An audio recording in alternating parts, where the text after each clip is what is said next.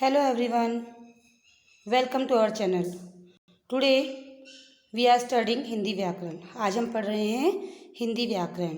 हमारा टॉपिक है शब्द और वाक्य. शब्द वर्णों का ऐसा समूह जिसका कोई निश्चित अर्थ होता है उसे शब्द कहते हैं. यानी कि वर्णों का समूह, यानी कि मैंने बोला म है ल, तो ये क्या है? वर्ण हैं. इनको एक साथ मिला दिया तो महल, ये क्या हो गया? शब्द हो गया. शब्द के भेद.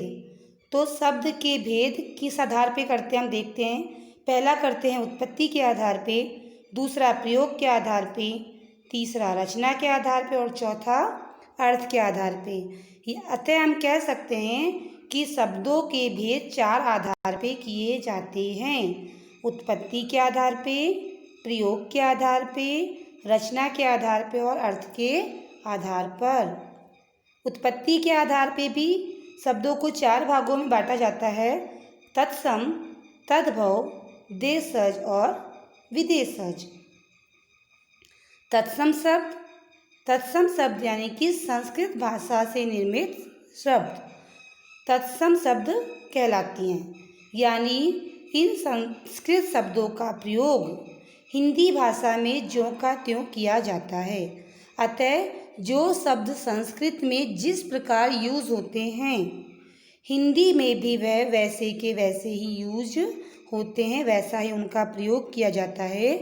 उनमें कोई परिवर्तन नहीं होता है. उन्हें कहते हैं तत्सम शब्द. उदाहरण देखिए: स्वच्छ, महोदय, चरण, महान, रात्रि. ये सब क्या हैं? संस्कृत भाषा के शब्द हैं और हिंदी भाषा में भी इनको ऐसा का ऐसा ही प्रयोग किया जाता है. इसलिए वे शब्द जो संस्कृत भाषा से बने होते हैं और हिंदी भाषा में भी उन्हें वैसा का वैसा ही प्रयोग किया जाता है, उन शब्दों में कोई परिवर्तन नहीं होता है, वे सब तत्सम शब्द कहलाते हैं. अगला है तद्भव शब्द. तद्भव शब्द संस्कृत भाषा के ऐसे शब्द जिसमें कुछ बदलाव के बाद उन्हें हिंदी भाषा में प्रयोग किया जाता है, तद्भव शब्द कहलाते हैं. जैसे दांत, संस्कृत में कहते हैं दंत, हिंदी में दांत. संस्कृत में कहते हैं मुख, हिंदी में मुंह. तो ये क्या हो गए? ये कुछ ऐसे शब्द हो गए जो कि संस्कृत भाषा के हैं, परंतु उनमें कुछ परिवर्तन करके उनको हिंदी भाषा में प्रयोग किया जाता है. सूरज आदि ये सब क्या हैं? तद्भव शब्द हैं. देशज शब्द वे शब्द देशज कहलाते हैं जो देश के विभिन्न क्षेत्रों में बोली जाने वाली विभिन्न बोलियों के रूप में लिए जाते हैं या ग्रहण किए जाते हैं.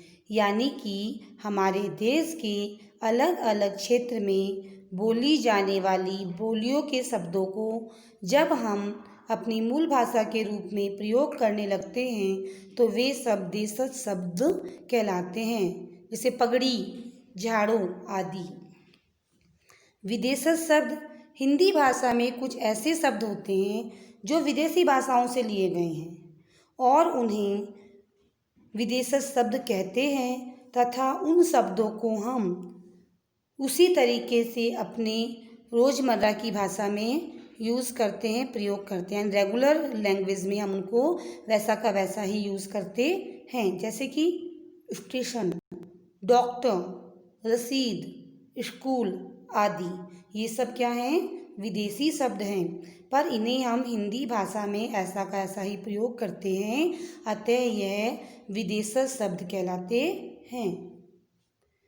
ये था हमारा पहला उत्पत्ति के आधार पे. अब हम देख रहे हैं दूसरा प्रयोग के आधार पे.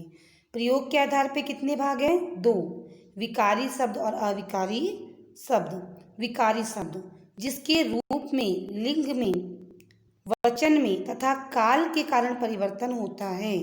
जिनके रूप में, लिंग, वचन और काल के कारण प्रयोग होता है, विकारी शब्द कहलाते हैं. और विकारी शब्द के चार भाग होते हैं: संज्ञा, सर्वनाम, विशेषण और क्रिया. तो अभी हमने देखा उत्पत्ति के आधार पे, प्रयोग के आधार पे हमने विकारी देखा. विकारी के चार भाग: संज्ञा, सर्वनाम, विशेषण और क्रिया। अगला है हमारा अविकारी शब्द। शब्द रूप जिसमें किसी भी कारण से परिवर्तन नहीं होता अविकारी शब्द कहलाते हैं।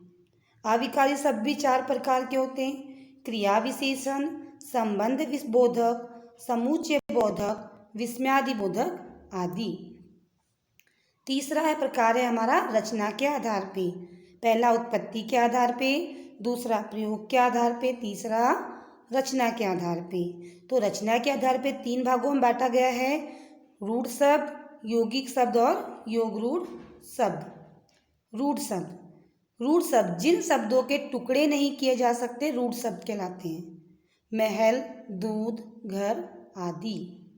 यौगिक शब्द 2 या 2 से अधिक शब्दों के योग से बनने वाले शब्द यौगिक शब्द कहलाते हैं। जैसे विद्या प्लस पति विद्यापति, पुस्तक प्लस आलय पुस्तकालय।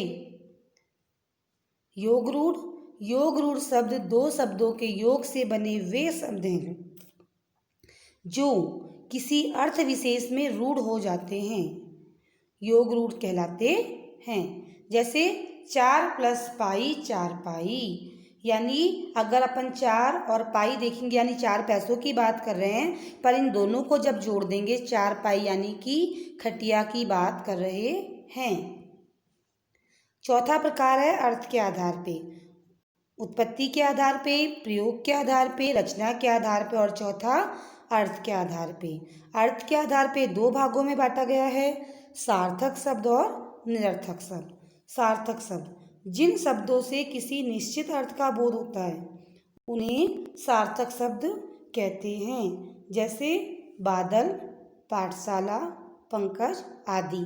यानी बादल क्या है, किसी पर्टिकुलर चीज़ की बात करें, निश्चित अर्थ है इसका, यानी बादल है, बारिश होने वाली है। पाठशाला यानी विद्यालय या स्कूल। पंकज किसी का नाम भी हो सकता है, या पंकज हम कमल को भी कहते हैं, तो एक निश्चित अर्थ है इनका। दूसरा है निरर्थक शब्द, जिन शब्दों से किसी निश्चित अर्थ का बोध नहीं होता है उन्हें निरर्थक कहते हैं। जैसे कि वारा, वाय, वाणी आदि। कैसे समझिए, हमारे घर पे कोई आया और हमने उन्हें बिठाया, थोड़ी देर में वो जाने लग गए तो हमने उन्हें रोका, नहीं नहीं बैठिए ना, चाय वाय पी के जाइए, पानी वानी लाइए। तो चाय, वाय का यहाँ पे कोई यूज़ नहीं है, पर हम साथ में बोल देते हैं चाय वाय ले लीजिए, पानी वानी मंगवाते हैं। तो ये जो शब्द हैं इनका कोई अर्थ नहीं है, ये ऐसे ही लगातार यूज़ में आते आते प्रयोग में आने लग गए, तो इन्हें कहते हैं निरर्थक शब्द। I hope you understand this part. In our next class we will discuss about the वाक्य। अगली क्लास में वाक्य के बारे में हम पढ़ेंगे। Thank you so much.